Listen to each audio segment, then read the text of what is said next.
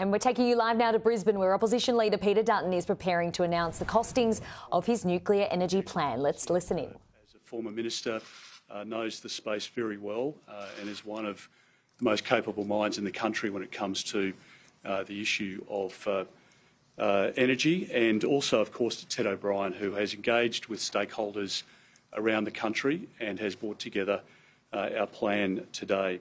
Over the course of this term, we've spoken to Australians about the safety of nuclear. Of course, the Prime Minister signed up to the nuclear submarines and therefore sent a very clear message to Australians that there are no safety concerns about the latest technology in relation to nuclear.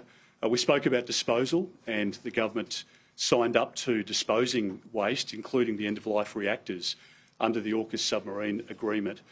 We spoke about the locations, and we identified 7 end-of-life coal-fired power stations across the country because we have existing poles and wires on those sites, which saves a dramatic amount of money, which is reflected in the work that we present to you today.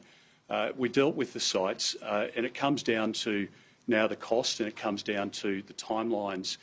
I'll come to the cost, obviously, in a second. In relation to the timelines, the AUKUS legislation that enables the nuclear reactor to be a part of our defence force and to be a key technology for us to defend ourselves, that has been facilitated through legislation which has passed through the Parliament already. Why has it passed through the Parliament already? It hasn't taken decades to do. It's taken both parties, specifically to the exclusion of the Greens, to get that legislation through Parliament. And we have a situation here where I think it'll be post-Anthony Albanese's leadership, which I don't think is too far away. And in that scenario, I do think there can be a bipartisan position in relation to the vision that we put to the Australian people today.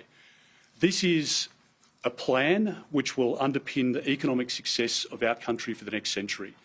This will make electricity reliable, it'll make it more consistent, it'll make it cheaper for Australians, and it will help us decarbonise as a trading economy as we must.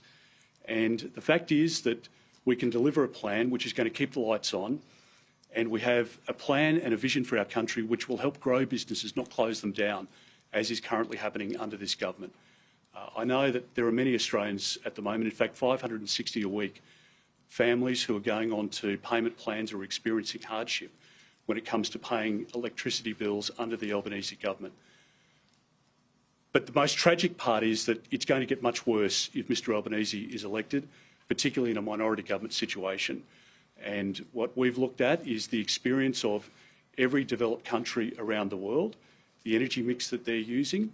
And if you look to jurisdictions, for example, like Ontario or in Tennessee, they are paying 18 cents a kilowatt hour for their power at the moment because they have renewables firmed up by nuclear. In South Australia at the moment, people are paying 56 cents a kilowatt hour, 3 times the rate. So is it any wonder that we've had a 3-fold increase in the number of manufacturing businesses which have closed in our country over the last 2.5 years? Is it any wonder that the cafe that I visited in Sydney yesterday and the IGA store have seen a doubling or a trebling of their electricity bills under this government? But it's going to get worse, and we've already seen the first signs of blackout under the Albanese government. And their zealot-like approach to a renewables-only policy is going to cause a lot of grief to our country in the near term and in the long term. So we deliver a plan today which will get the energy mix right, it will lower costs, it will keep the lights on, and it will set our country up for generations to come.